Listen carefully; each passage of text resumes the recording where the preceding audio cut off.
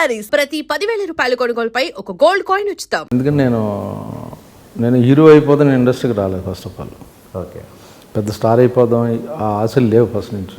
So ఆ disappointment నాకు అంతగా లేదు. ఒక 5% ఉంటుంది. ఇది రవితేజ పైకి వచ్చేసాడన్న బాధ కాదు, నేను కూడా వస్తే బాగుండనే ఫీలింగ్ తప్పించి, ఓకే, నేను కూడా బెటర్గా చేస్తా అన్న ఫీలింగ్ తప్పించి, రవితేజ వెళ్ళిపోయాడు కాబట్టి తను కంపేర్ చేసుకుని నేను కూడా అయిపోవాలన్న ఆ ట్రాక్లో ఎప్పుడు లేను నేను. ఎలా ఉంటుందండి మీ ఇద్దరి మధ్య రిలేషన్? అందుకే ఆ రిలేషన్ వల్ల నాకు ఆ ఫీలింగ్ లేదు. స్ట్రగ్లింగ్ డేస్ నుంచి మేము ఇద్దరం కలిసి ఉండేవాళ్ళం. సింధూర్ ఈవెన్ యాక్చువల్ నిన్నే పిల్లాడతాకి రవి యాక్టర్గా ఇంకా ట్రై చేయడం మానేసి నేను పనికిరాను అని అందరూ చాలామంది చెప్పారు. అతను పనికిరాడు, ఎందుకు నువ్వు వేరే లైన్లో ట్రై చేయాలంటే తను అసిస్టెంట్ డైరెక్టర్కి అయ్యి నిన్నే పిల్లాడితే అసిస్టెంట్ డైరెక్టర్. ఆ టైంలో తను కొంచెం ఇమిటేషన్ బాగా చేసేవాడు. యాక్చువల్గా అనిల్ కపూర్ వాక్ కానీ రెగ్యులర్గా మిమిక్రీ చేసేవాడు కాకుండా యాక్చువల్గా అతను చూసి యాక్టర్ని చూసి అలా బిహేవ్ చేయడం అన్నది తను బాగా చేసేవాడు. ఆ టైంలో నేను లంచ్ టైంలో చూసేవాడిని. ఒకరోజు నేను చేయమని చెప్పాను నాగార్జున తప్పు వాళ్ళ ముందు. తను అమ్మ వద్దు అంటే నేను పుష్ చేసేవాడిని, సరే చెయ్యి ఏమన్నా. తను నడుచుకుంటూ వస్తే అనిల్ కపూర్ బయట అలా వాక్ చేస్తాడు అనేది. ఓకే, తప్పు కింద పడిపోయింది చైర్లోంచి, నవ్వేసి అంత బాగా చేసాడు అన్నమాట.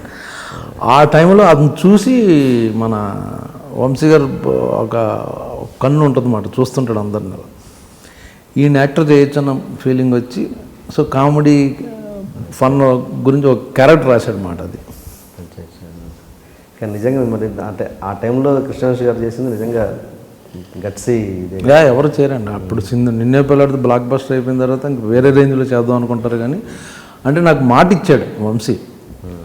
అలా అంటే నిన్నే పిల్లాడితే షూటింగ్ జరుగుతున్నప్పుడు అన్నాడు, ఈ సినిమా సూపర్ డూపర్ హిట్ అవ్వాలి, నువ్వు దేవుడిని కోరుకో. ఆ సినిమా సూపర్ డూపర్ హిట్ అయితే నేను నిన్ను హీరోగా పెట్టి సినిమా ఊరికంటే నిజంగా చెప్తున్నాను, నిన్ను రుణం తీర్చుకోవాలన్నాడు. రుణం ఏంటి, నువ్వు గులాబీ ఇచ్చావు నాకు, నిన్నే పిల్లాడితే ఇచ్చావు.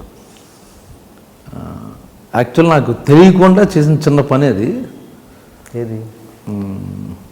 కృష్ణవంశీ బాగా స్ట్రగుల్ అవుతున్న రోజుల్లో నేను కూడా స్ట్రగుల్ అవుతున్నా. నాకు ఇంటి దగ్గర డబ్బులు వచ్చాయి, మా ఫాదర్ పంపించారు.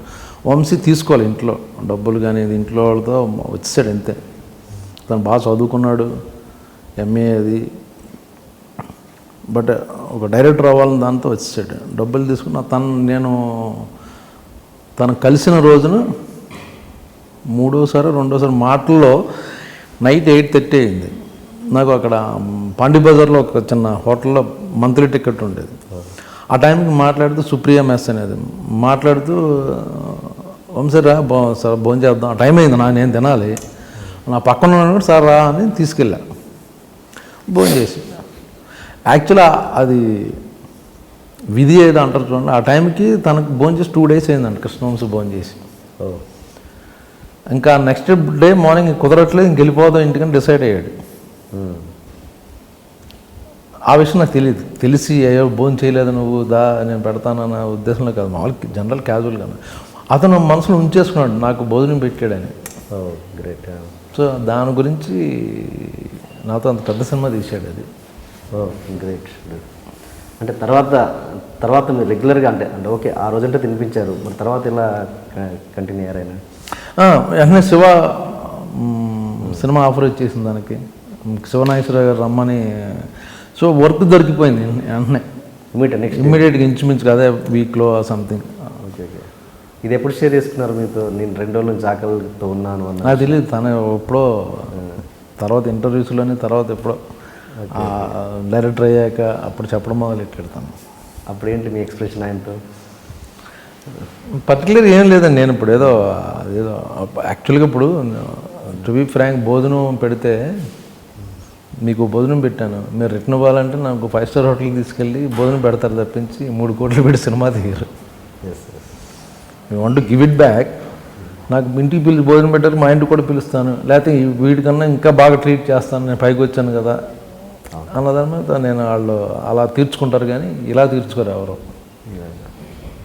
మీరు కృష్ణవంశీ గారికి రుణం తీర్చుకునే పరిస్థితిలో ఉన్నారా? లేదండి, మీరే ఇప్పుడు కృష్ణవంశీ గారికి రుణం తీర్చుకునే పరిస్థితిలో ఉన్నారా? అది రుణం నేను తీర్చుకోలేను అది. ఎందుకంటే ఒక సినిమా ఇచ్చాడు ఇప్పుడు, ఓకే తన డైరెక్టర్ అయితే మంచి క్యారెక్టర్స్ అని గులాబీ ఇచ్చాడు. నాకు ఇప్పటికీ గులాబీ మంచి పేరు. నిన్నే పెళ్ళాడతా ఫ్యామిలీలో ఒక మెంబర్ కింద. బేదర్ సీన్ బాగా పాపులర్ నిన్నే పెళ్ళాడతాలో.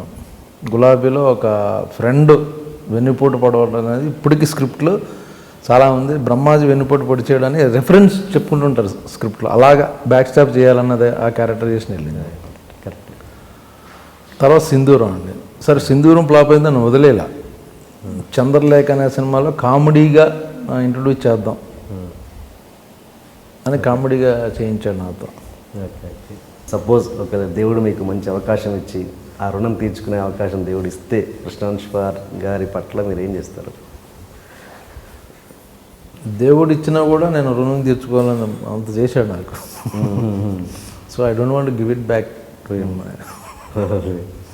ఏదైనా సపోజ్ కొన్ని కోట్లు పెట్టి మంచి సినిమా మీరు ప్రొడ్యూసర్గా తను చేయగలడు కదండి, తను చేసుకునే పరిస్థితిలోనే ఉన్నాడు. Okay okay. అండ్ ఇప్పుడు తర్వాత మీ లాస్ట్ సినిమా ఏంటండి కృష్ణవంశీ గారితో? ఖడ్గం అండి.